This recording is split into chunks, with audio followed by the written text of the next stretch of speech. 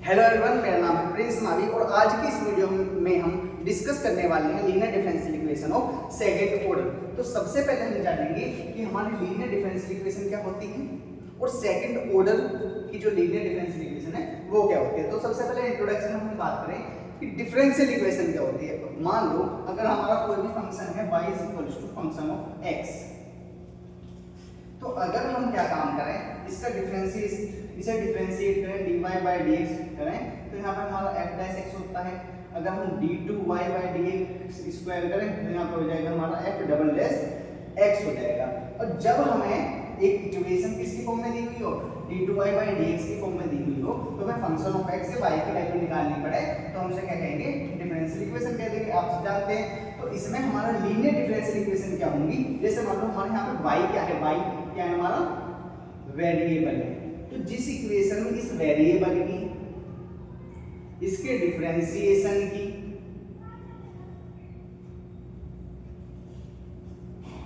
ये डिफरेंशिएशन इसे डेरिवेटिव कहते हैं, इसके डेरिवेटिव की, इसकी डबल डेरिवेटिव की जो डिग्री हैं वो अगर 1 है तो उसे हम क्या कहेंगे, लीनियर डिफरेंशियल इक्वेशन कह देंगे। क्योंकि लीनियर मतलब लाइन की इक्वेशन क्या होती है, y mx c होती है। बट यहाँ पे d2 आएगा तो आप कंफ्यूज मत होना, क्योंकि वो d2 जो है हमारा, ये हमारा ऑर्डर होता है। क्या होता है, ऑर्डर, नॉट डिग्री। अगर इसकी डिग्री 2 करनी है तो क्या करेंगे, इसकी पावर स्क्वायर करेंगे। इसका क्या कर देंगे, स्क्वायर, तो हमारा इसकी डिग्री भी 2 हो जाएगी, ऑर्डर भी 2। बट यहाँ पे हम बात करने वाले हैं किसके बारे में, linear differential equation of second order के बारे में। मतलब ऑर्डर तो सेकंड होगा बट डिग्री इसकी क्या होनी चाहिए, 1 होनी चाहिए। अगर डिग्री 1 है तो जनरल फॉर्मूले के बारे में हम अब बात कर सकते हैं। तो जनरल फॉर्मूला इसका क्या हो जाएगा, d2y by dx square plus में p dy by dx प्लस q y is equals to r। यहाँ पे आप जान रहे हो d2y by dx स्क्वायर हमारा इसका डबल डेरिवेटिव है, यहाँ पे सिंगल डेरिवेटिव है, y हमारा एक फंक्शन है, और यहाँ पे r क्या है हमारा, एक हमारा फंक्शन ऑफ x है, कोई भी हो सकता है फंक्शन ऑफ x। और यहाँ पे p एंड q हमारे, p and q are 2 constants हैं हमारे, क्या है हमारे 2 कांस्टेंट हैं। यहाँ पे हमारी डिफरेंशियल इक्वेशन के जनरल फॉर्मूले के बारे में बात करें। अब हमें क्या करना है, इसका सॉल्यूशन निकालना है। तो सॉल्यूशन हमारा क्या आएगा, y इक्वल्स टू कोई भी हमारा फंक्शन ऑफ x आएगा। ऐसा नहीं है कि y इक्वल्स टू ये वाला फंक्शन ऑफ x आएगा, नहीं, ये अलग फंक्शन होएगा और ये वाला अलग फंक्शन होगा। जैसे हम इसे f डैश x करूंगा तो आप डेरिवेटिव समझोगे, तो मैं कह सकता हूं कि y equals to g of x आएगा। मतलब कोई भी फंक्शन आएगा किसका, x का। अब इसका जब डबल डेरिवेटिव किया तो ये आया, सिंगल डेरिवेटिव किया तो ये आया, और y को ऐसे रखा। अब यहाँ पे इक्वेशन तो बन गई, अब हमें इस इक्वेशन से ये सॉल्यूशन फाइंड करना है। तो सॉल्यूशन फाइंड करने के लिए यहाँ पे क्या है, हमारी सेकंड ऑर्डर की है। तो इसके लिए हमें दो चीजों के बारे में पता होना जरूरी है। एक हमारा कॉम्प्लीमेंट्री फंक्शन, मतलब जो हमारा कंप्लीट सॉल्यूशन y आ जाएगा वो आएगा हमारा cf प्लस pi, जहाँ पर cf क्या रिप्रेजेंट करता है, c for complementary f for function. तो हमारा cf रिप्रेजेंट करता है y equals to complementary function,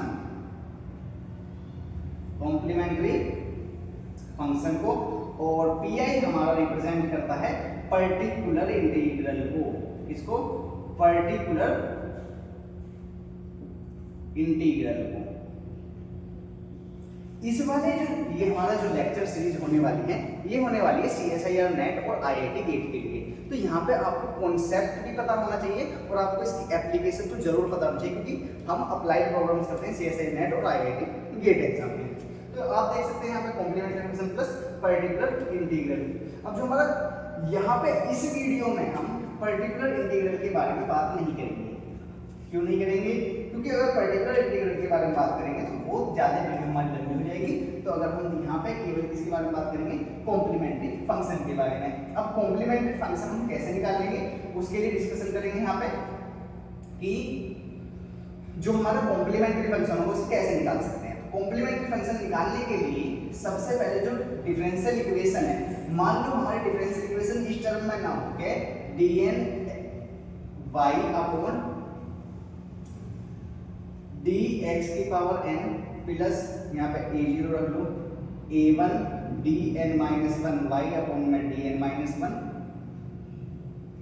dxn minus 1 plus an d 0 y by dx 0 और यहाँ पे इक्वल्स टू 0 है। यहाँ पे आप देखोगे कि जब हमारा dy है, dy को इक्वल रख सकते हो आप dy बाई dx के, तो जो हमारा एक ऑपरेटर है d वो किसके इक्वल होगा, d बाई dx के इक्वल होगा। तो अगर इसका डबल डेरिवेटिव होगा मतलब d स्क्वायर y करना है तो वो किसके इक्वल होगा, d2y बाई dx स्क्वायर के इक्वल होगा। यहाँ पे देखेंगे तो ये ऑपरेटर क्या बन जाएगा, d2 क्या बन जाएगा, d2 बटे dx square, d2 by dx square. तो हमारा ऑपरेटर आएगा। अगर हम d क्यूब करें या dn कर लेते हैं तो क्या हो जाएगा, dn अपॉन में dx की पावर n। यहाँ पे हमने बात करी कि ये d हमारा कोई ऑपरेटर होगा तो रिप्लेस करेंगे इसे, तो यहाँ पर आ जाएगा a0 d की power n plus a1 d की power n minus 1 plus a2 d की power n minus 2 plus an d की पावर 0। अब यहाँ पे y आएगा इज इक्वल्स टू 0। अब इसे निकालने के लिए यहाँ पे क्या करना पड़ेगा, एक हमारी इक्वेशन बनेगी। तो हम जानते हैं किसी भी इक्वेशन का सॉल्यूशन करने के लिए हमें उसके रूट्स पता होने चाहिए। तो रूट्स इसके हम निकाल सकते हैं। फॉर एग्जांपल अगर हमारा डिफरेंशियल इक्वेशन नहीं क्वाड्रेटिक इक्वेशन है, तो क्वाड्रेटिक इक्वेशन मतलब जिसकी मैक्सिमम पावर क्या हो सकती है, 2, मैक्सिमम पावर 2 है तो रूट्स मैक्सिमम कितना आ सकते हैं, 2 4 5, 2 रूट्स आएंगे क्योंकि मैक्सिमम पावर है उसकी 2 है।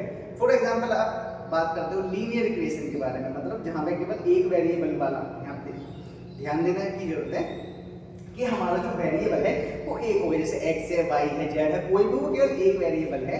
तो हम अगर मान लें यहाँ पे देखना x = 4 है तो एक रूट हो गया, पर x स्क्वायर देखो यहाँ पे एक से दिखाते हैं कि x² = 4 होगा, x = प्लस माइनस 2 आएगा। तो रूट्स कितने आएंगे यहाँ पे, 2।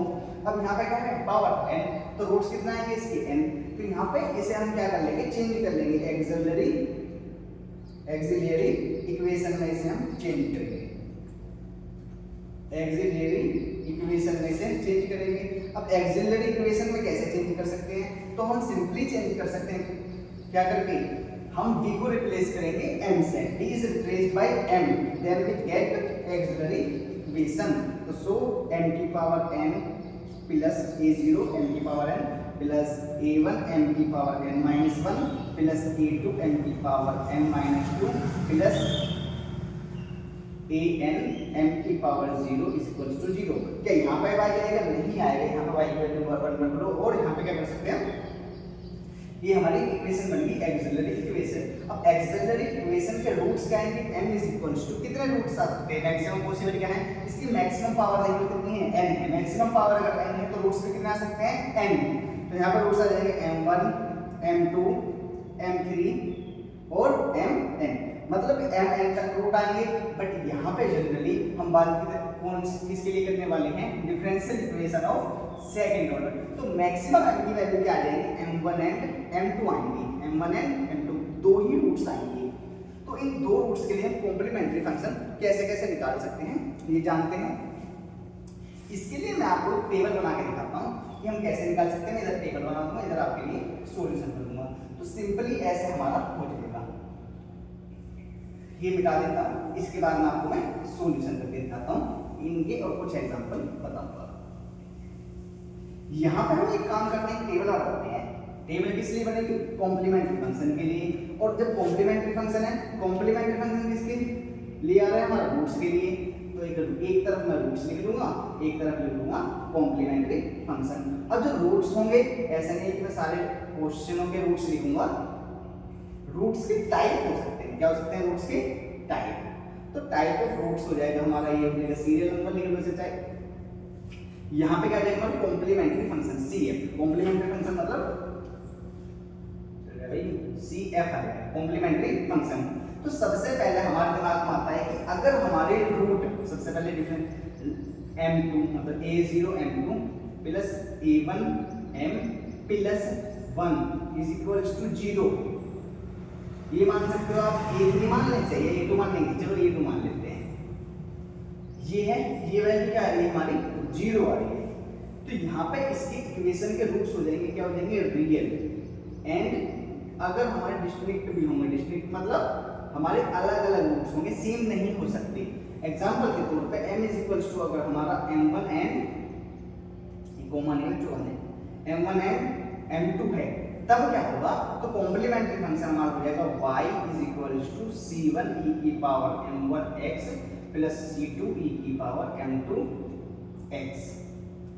एग्जाम्पल अगर इसे देखें तो देखते हैं क्या होता है। अगर हम एग्जाम्पल के बारे में बात करें यहाँ पे तो हो जाएगा d2y by dx square plus 5x dy by dx plus 6y is equal to 0। अब हम क्या करेंगे, d2y बाई dx स्क्वायर हमने अभी पढ़ा था क्या, d2y बाई d स्क्वायर हमारा क्या था, ये था d स्क्वायर हमारा एक ऑपरेटर था, और d बाई dx क्या था हमारा एक d ऑपरेटर था, तो चेंज कर लो, तो d2y by plus dy plus 5d by plus 6y is equal to 0।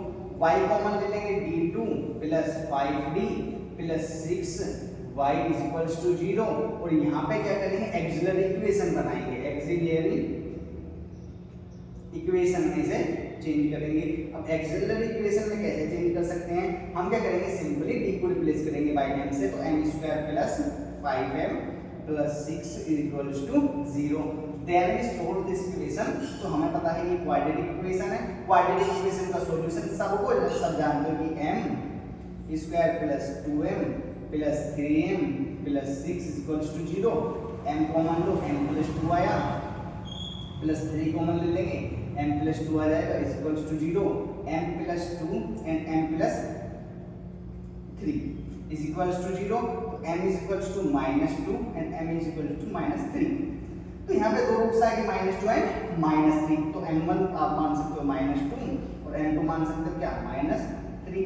तो यहाँ पे अगर हमने ये मान लिया तो हमारा सॉल्यूशन, ये कॉम्प्लीमेंट्री फंक्शन हमारा क्या हो जाएगा, यहाँ पे जान लीजिए y is equal to complementary function is equal to क्या रहेगा हमारा, c1 e की पावर m1x की जगह -2x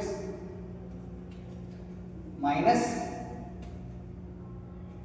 2x प्लस में c2 e की पावर में माइनस में 3x, ये हमारा क्या आ जाएगा, सॉल्यूशन आ जाएगा। नेक्स्ट अगर हम बात करें कि भाई हमारे रूट्स क्या है, रियल तो हैं, क्या है, रियल तो हैं, बट क्या है, डिस्टिंक्ट नहीं है, डिस्टिंक्ट नहीं है, डिस्टिंक्ट नहीं है, क्या है हमारे, रिपीट कर रहे हैं, क्या कर रहे हैं, रिपीट कर रहे हैं।